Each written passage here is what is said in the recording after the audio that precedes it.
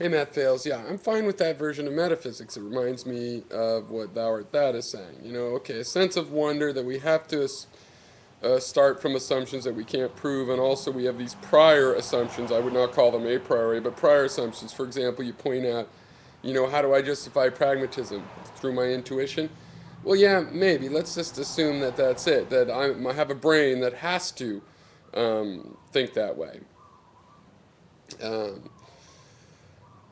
the thing is, the reason it's not metaphysics is I'm still looking at physical explanations. When we're going to look into that principle of mine in pragmatics, we're going to see where it's consistent or inconsistent with other ideas, materialized ideas. Something physical is going to be used to judge that. And that's what makes it not metaphysics. I understand they're unproven principles. I understand that I take faith in some of these unproven principles that I will never get a better proof of than my intuition. It's just that I'm never going to say that that's metaphysically true. I'm going to say that it's an assumption that I'm making. And it's still liable to be judged, and that judgment is going to come through the material world. And the reason this is important is because we haven't just talked about assumptions that human animals have to make because of the way we're wired, which is a material thing. That's an evolutionary, very material, physical thing to say that. To say, well, we have a kind of brain that has to think this way, and we have these prior assumptions. We assume space is three-dimensional and always will be limited to that to a degree because our brain is perceiving it that way. Fine. That's different than when we say 2 plus 2 equals 4 is a metaphysical truth, when in reality the numbers come from counting things. It's something we have checked. We know kinds of mathematics where 2 plus 2 doesn't equal 4. For example, when adding velocities because of relativism, 2 plus 2 is less than 4, and so on. So the issue is not do we have these things. It's not do I make a leap of faith. I make a leap of faith. I call it not a metaphysical leap of faith because I'm making that leap of faith based on these pragmatic grounds, which ultimately are rely on physical confirmation or denial. That's what makes it not metaphysical. That's why a pragmatical basis is not a metaphysical basis, because pragmatism is told in terms of perceptions and the experiences that we're having, not in terms of some abstract, timeless truths. And so that's the fundamental distinction. It's not that I haven't stepped back or compared them. I know fully well that as a metaphysician, I have chosen my metaphysics of pragmatism and various other aesthetics that I believe. I believe in a law of conservation. Um, I believe that it will continue to be true that there's the principle of conservation is reality. These things are faith-like. The reason I don't call them metaphysics is because my faith is that they have a material reality. So it's not that they're true without respect to material reality. That's what bugs me about metaphysics is people make these assumptions. They could be based on the shape of their brain, they could be based on the shape of their childhood, who knows what they're based on, but they claim they're based on nothing but themselves. And that's what I reject, that something could be based just on itself. Everything, I believe, reduces down into a material framework. And you say, where's my intuition? Let's look around for it. But you were pointing at your head. That's where your intuition is.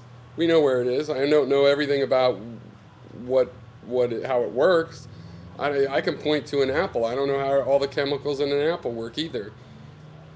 But I can point and say, yeah, it is located in there. Your intuition is a feature of your material brain. So that's where you would point for that thing. And that's again why it is prior. Because yes, you have it prior to your self thinking. You are handed these various assumptions and ideas, some of them hardwired, some of them softwired. Doesn't really matter insofar as you are handed. Well, it matters because some of them maybe you couldn't even change. Your sense of time, for example, very likely programmed into the brain in such a way that you can't really escape it. You can use metaphors to imagine what if you could escape it, but you wouldn't really escape your sense of time. But those are biologically prior. We don't say that they're a priori truths. We don't say they're metaphysical. We know that another animal, another kind of animal, will have a different sense of time that will be different in somewhat arbitrary ways. And that's what they would be limited to. And the differences are all explained in terms of the physical relationships, the physical similarities, the physical laws they seem to have in common. And so, yeah, that's the main distinction I'm trying to make. I am fine with everybody continuing to do metaphysics. I've even agreed with Lord Immolation that, I can do it as metaphysics. I can do these investigations as metaphysics. I understand a lot about this relative and comparative metaphysics idea. But you see, what I'm saying is the fact that we compare metaphysics implies there's a criterion for comparison. And within analytics, there is no criteria. If you derive two metaphysical truths or assume them, there's no way to check them in reality, right? So they can't be compared, and yet we do compare them. And we do judge them. And based on what? Based on what? So I don't think it's just merely an intuition. I think it's a logical analysis, with pragmatism as one of the logical principles being judged. And I notice that I can judge two analytical systems on a pragmatic basis. I can't judge two pragmatic systems on an analytic basis, because ultimately to judge a pragmatic system you have to see how well it works. And even though you can use analysis in that, in the end you're going to have to measure how well it's working. You're going to take physical measurements and you're going to have a physical criteria. So hopefully that explains the point, because I probably spent enough time on this lately, but I mean, I'll talk more about it, but I'm not trying to belabor this really or convince anybody at this point. I mean, I'm just trying to expose what I mean when I say these things, why it seems to me that, yeah, I can say the whole world is physical, everything in it, including the abstractions, have to do with physical things, and therefore I don't need a metaphysics. I still need to make assumptions I can't prove. I still need to use my intuition. I still use prior machinery.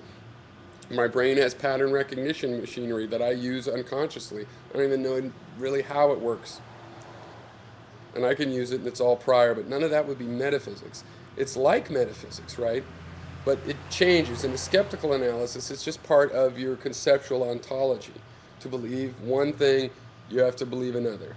For Descartes to say, I think, and draw some conclusion from that, he had to believe in I, and he had to believe in verbs, that thinking is something that's done, and there's an agent doing it. You can break those ontologies, and then you can call it, well, that's his metaphysics. He was assuming I. But why? In logic, we don't have to call that metaphysics. We just call that his assumptions. He assumed certain things, and what are their ramifications? What are their ramifications, and what are their justifications? So anyway, cheers. Thanks for the reply.